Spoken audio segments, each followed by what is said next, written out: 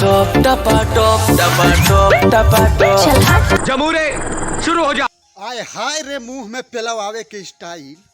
ए भौजी तू बड़ा नीमन मुंह में लेता हो तो थोड़ा देरी तक मलली पपवा ऐसे डाल के टपा टप औरी कैलू ना तो थोड़की देरी के बाद ना लली पपवा निकाल के अपन लड़वा घुसार के वही में घपा घप करके अपन मलिया पूरा तोहरे मुंह में झाड़ दे। अरे मेरी जान, जब खुद की दुनिया छोटी हो तो दूसरों का मजाक उड़ा के दुनिया चोदने की बात नहीं करते।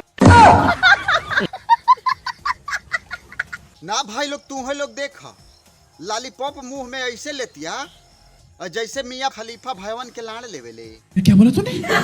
यही नहीं अभी और सुनिए। ए सखी आधा खिया गइल बाटे घिसाते घिसाते। आय का कलू हा?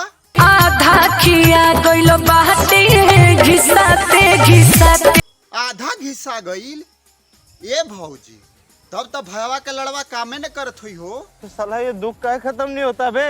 वो अपन टेढ़का लड़वा डाला के लोहा का बरमा डाला ना भाई लोग तूहे लोग देखा केकर बोही चोदो कहल जाला के चमड़ा का थैली जितने मारा उतने थैली आई एकर बोही चोदो कहतिया के आधा हमार समनिए खिया गई बा।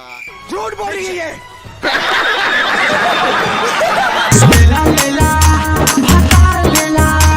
बक सही हम न मानो।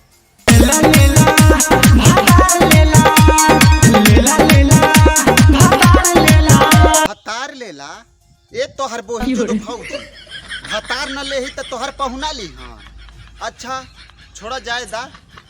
अब बतावा कि वो लेवेला त कैसे लेवेला।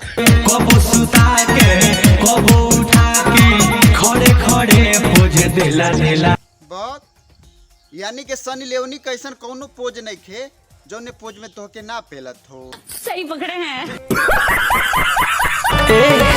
साथी बजल तो सट गेल आठ बजल तो हट गेल। 7 बजल तो सट गईला 8 बजल तो हट गईला। मगर क्यों? एकरे माने के कुल मिला के भैया तोहके 1 घंटा खाली पेलता ना। तो ए भौजी तू का चाहता हो कि भैया तोहके रात भर पेलो? नामुमकिन बा। ई भैया का हमहू न रात भर पेल पाइप तोहके।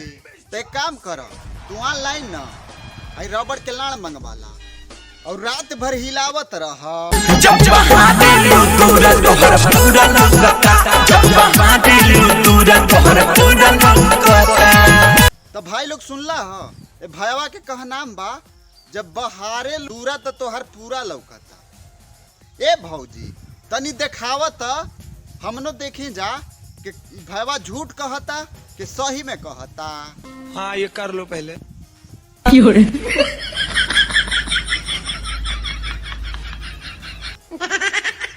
ए तोर बोहिन चोदन कहाँ पूरा लौकता रे? तनिके तो लौकल ह। शाबाश बेटा। आगे से जवान होता रू आ पीछे से जियान होता रू। आगे से जवान होता ऊ पीछे से जियान होता ऊ तोर सब खेला बुझता नहीं रे भैया। आगे से ढोड़ी चटले या पीछे से गाड़ मारे के चक्कर में पड़ता है। मतलब आगे से पेल के भौजी के फाड़ देहला और पीछे तन्नी चुकी गाड़ी बचल बा ओहू के फाड़दा। भाई लोग इहो भौजी कम नहीं खे देखत आला जाना यावा पिछवा से घप मारला। तो बस भाई लोग आज की वीडियो एजे खत्म होता।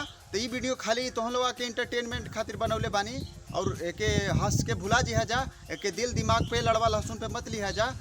और हमारे वीडियो अगर थोड़ा सा भी अच्छा लगल हो तो मेरे वीडियो के लाइक कर दे जा। और जो नीचवा सब्सक्राइब वाला लड़की बटमिया लौकतिया ओके लंड फेंक के ऐसे मार दा जाना यार केकर बोहिंच तो खाली उजरे रहे। तो बस भाई लोग चल तनी मिल तनी अगले वीडियो में। तब तक खातिर नमस्कार प्रणाम।